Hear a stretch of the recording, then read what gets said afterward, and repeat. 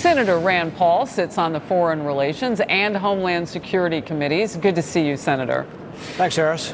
So what was it like going against those in your party? What was that conversation like? Well, it's not the first time that I've taken that path, but what I would say is this. I think the president deserves to be complimented.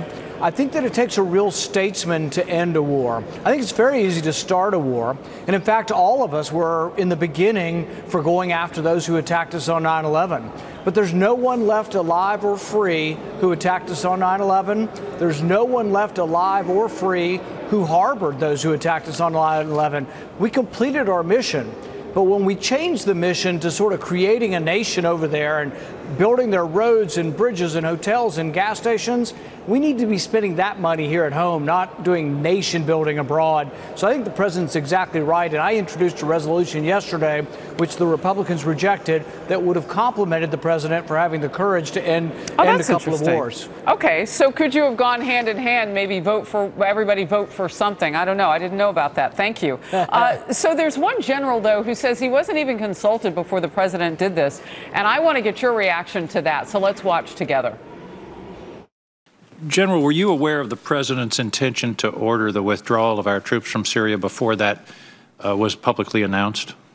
I was not aware of the specific that announcement. Certainly, we are aware that he had expressed a desire and intent in the past to depart Iraq. So you weren't consulted before that decision was announced? We were not. I was not consulted. And that was Independent Senator Angus King. Senator Paul, are you concerned at all about how this is happening? And I want to add that the president is taking a look at the exact withdrawal plan and what's best for us. First of all, we have hundreds of generals, and I'm sure generals at some level were consulted, but maybe not every general. The other thing is they were all told in advance. So was the American public. He said, we're going to go in and we're going to wipe out ISIS, then we're going to come home. This is what President Trump said from the very beginning. And so what happens is we've taken 99% of their land, and yet people say, oh, no, they might regroup. Well, yes, that will be true in 1,000 years. There will always be crazy people over there. There will always be extremists, radical Islam that want to attack us. The question is, do we always have to do the fighting, and do we always have to pay for it? Can the people who live there do nothing? So I think it's time they stand up. Will we still be involved? Yes, we've got people everywhere. The president's talking about moving the troops about 50 miles to a $1 billion air base in Iraq where they could attack ISIS within 5 minutes if they had to. And what the president, to get on the record with this, has said, it's so that he can watch Iran. You know, Iran's leadership yesterday or Iraq's leadership, I should say, took exception to that you're going to go to a different country to watch another country. But I've had military tell me that they can get there and strike anti-terrorism if they need to inside Syria, for example.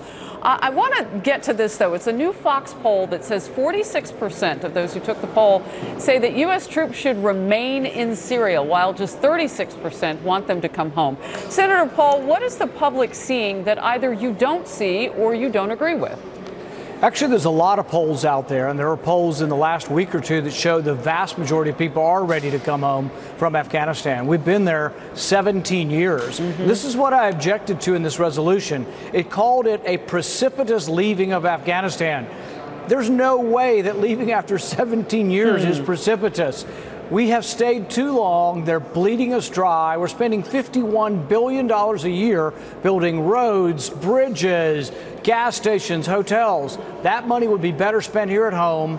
I've got 3 members of my family in the military, and I think there is no mission over there. In fact, ask any of your generals, what is the military mission in Afghanistan? And they'll tell you there is no military solution to Afghanistan. It's not right to be sending our young men and women over there if we don't have a military mission. You know what? I have asked generals, and you're right about that. What I get back is there's been some mission creep and all of that. So yes. I will bring you back on another day. Senator Rand Paul, thank you for your time. Harris.